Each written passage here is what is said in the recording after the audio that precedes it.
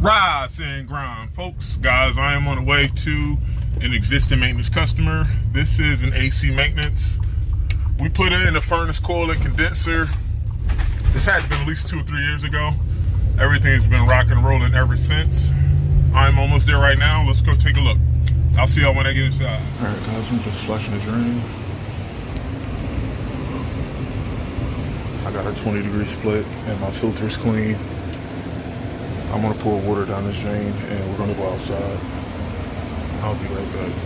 Guys, I believe this might be a 3-ton, either 2.5 or a 3-ton condenser that we put in.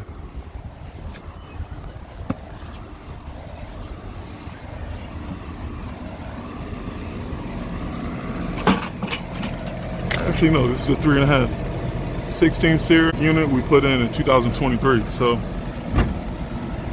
this AC is about 3 years old, going on 4. Guys, tell you what, let me open up the panel. Once again, we got a 20-degree split inside. We flushed our drains. Our pump is working fine. And the filter, the customer replaced that filter about a month ago. So there wasn't much of anything expected that needs to be checked like that inside. Most importantly, we want to open this up and make sure that nothing crawled inside this unit and we don't have anything to worry about out here. All right, guys, let's get things set up here. I'll be right back. There is minimum debris, but nothing crazy. But since it's been past 2 years, I'm gonna check that cap. But let me clear some debris here from the cabinet and we're gonna check, what is this, a 35.5 or 40-5? Looks to be a 35 based on the size. But all right, guys, let me clean this out and we're gonna check the cap. I'll be right back. This is a 3-year-old 45-5 cap. And I stand to be corrected. The sticker was peeled off based off the size. You would think this was a 30-5 or a 35-5, but with some manufacturers, you never know with the size. But here's a tech tip. This is bound to happen even with this unit. With age, guys, everything fades away as far as the stickers and data plates. If you guys have an older AC system or older heat pump and you're trying to figure out what size capacitor the particular condenser or heat pump is rated for one, you can try to locate the model and serial number of the unit and call your local supply house and see if they can find it that way. 2, you can pop the top and find the sticker on the compressor and you'll find the microfarads on the capacitor that way. So when in doubt, guys, you just got to be resourceful and know that there's always more than one way to get to whatever you're looking for. Just take your time and you can't go wrong. But all right, guys, what I'm going to do now is I'm going to put this back together and I'm going to check my amps. And every single year when we come out, we hose the coil down. I'll do that anyway, even though my coils don't look too bad. But guys, tell you what, let me do that. Let me put this back together, get my amp draw, and I'll be right back. Compressor's at a 6.85. And for context, today it's going to be in the 70s. But right now it's in the mid 50s. So the weather is starting to heat up finally. We're not going to get any more 40-degree mornings. And as you see here, amps on my outdoor fan motor is good. Now guys, I was thinking about something yesterday. I want to show you something here. Once again, this is just a 16 series straight AC Ducane condenser. Now, I mean, I don't even have to look at the schematic. I can look at the contactor coil and see. You guys see, you got a black wire on one side of the coil and you have the yellow and red wire on the other side of the coil.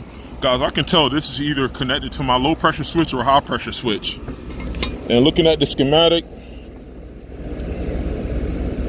we got a S4. We got a high pressure switch here connected to my coil. These are all my additional add-ons here. But guys, here's my question. Well, once again, this is a straight AC unit. How come only on heat pumps we only see both the high pressure and low pressure switches, but on straight AC units, you'll have a unit like this to have only a high pressure switch or even just a low pressure switch? I don't know, guys, if this is manufacturer specific. I mean, I know high pressure switches and low pressure switches are more critical to have on a heat pump, rather than a straight AC. But I mean, guys, still in all, condenser fan motor could lock out, and this compressor could lock out on internal overload. So having a high pressure switch open up before the internal overload is only going to save that compressor. But guys, once again, I haven't seen any recently, but I did see some straight AC units with both high pressure switches and low pressure switches. Guys, even the hospital I worked at a couple years ago, they actually used to install external low pressure switches.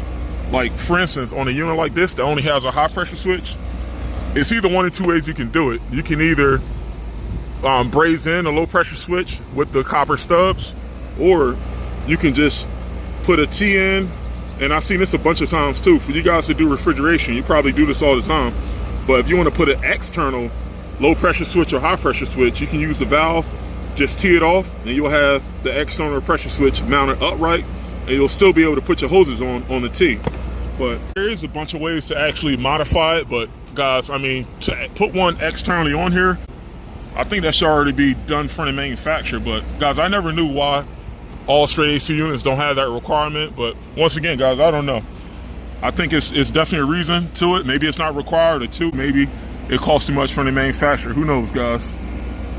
But guys, what I'm gonna do now, I'm gonna put the door back on, and we're gonna hose this coil down. I'll be right back. All right, guys, I'm hitting the coil here. Here's a fun fact.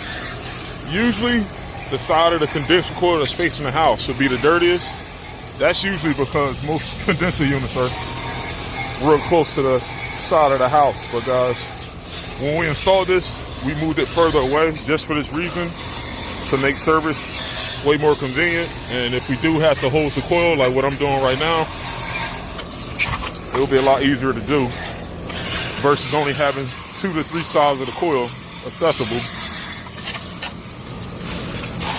But all right, guys, there you have it. 16 series, 3.5 ton Ducane unit, still punching like a champ. I got to do the paperwork, and I got to get out of here. Keep rocking and rolling, guys. I'll see you on the next one. Bye.